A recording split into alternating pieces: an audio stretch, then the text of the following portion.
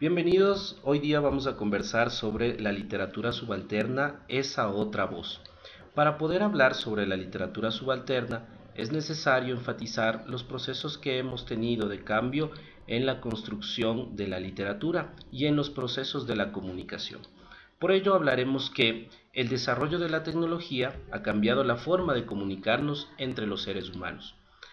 Los instrumentos tecnológicos como los celulares inteligentes, tablets y demás artefactos que permiten conexiones a Internet han originado nuevas formas de transmisión y recepción de los textos.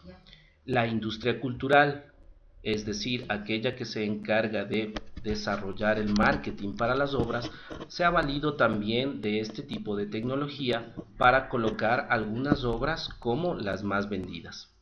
¿A qué llamamos entonces literatura subalterna? Llamaremos literatura subalterna a la creación literaria realizada en un soporte electrónico, pensada para ser transmitida y recibida en ese mismo soporte electrónico y que son conocidos como textos de hiperficción. Dentro de lo que son los elementos de la literatura subalterna, podemos hablar de que está formada por textos digitales, es decir, aquellos textos que se escriben en la red. El hipertexto, que es el fragmento de texto relacionado entre sí por enlaces. La discontinuidad, que se caracteriza porque en la mayoría de las narraciones se suprime la linealidad de la historia y se da la apertura a los famosos juegos de tiempo narrativo. También podemos encontrar como elemento de la literatura subalterna a los narradores múltiples, es decir, en una obra de hiperficción existen varias voces que cuentan la historia con diferentes puntos de vista. ¿Cuáles son las características que tiene la literatura subalterna? Al crearse con hipertextos, estos permiten que la narración tenga varios caminos y es el lector quien determina el sendero que va a recorrer. Por eso nosotros podemos decir que este tipo de literatura subalterna posee varias innovaciones, entre ellas el eliminar la voz del autor, el multiplicar los puntos de vista, el romper la sucesión cronológica, es decir, se termina con aquella clásica estructura de inicio, nudo y desenlace. Es importante también decir que dentro de la narración hipertextual podemos encontrar una clasificación.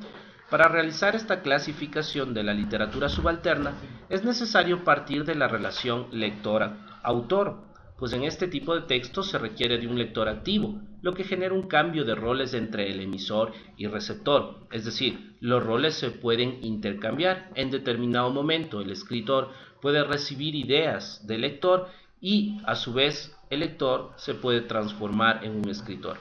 En base a lo anterior podemos decir que puede clasificarse a la narración hipertextual en dos tipos: la hiperficción constructiva y la hiperficción explorativa. Para hablar de la hiperficción constructiva, diremos que se la denomina también escritura colaborativa o literatura grupal. El lector o lectores pueden modificar la historia, por lo que se constituyen en coautores de la misma. El texto escrito en la red por algún autor acepta a otros autores para que escriban parte de la obra, que puede ser parte del inicio, del medio o del final. Por lo general, lo más usual es que esta construcción sea el final de la obra. Algunos ejemplos a considerar podrían ser Hypertext Hotel, La rebelión de los delfines, Autopista llena de peaje, La señora, novela y guión interactivos de Caminos de Pakistán. Todas ellas hemos colocado aquí los links para que los puedas revisar en la red. La hiperficción explorativa es aquella, en cambio, que permite un solo autor. El lector es quien tiene la decisión sobre los caminos de la lectura, porque la obra le presenta varias alternativas de lecturas. Podríamos decir entonces que una misma obra puede tener a su vez varias obras en conjunto. Las obras ofrecen distintas perspectivas, tanto para su lectura como para su análisis. Algunos ejemplos a considerar podrían ser Pentagonal, incluidos tú y yo, de Carlos Lavé, Desde aquí, de Mónica Montes, y la página web de la editorial Ecoti, todas ellas con su respectivo link para poder ser visitadas en la red. A manera de conclusión diríamos que el elemento más importante de la literatura subalterna es el hipertexto. El hipertexto, al reducir la autonomía del texto por medio de la creación de enlaces con otros textos, también reduce la autonomía del autor.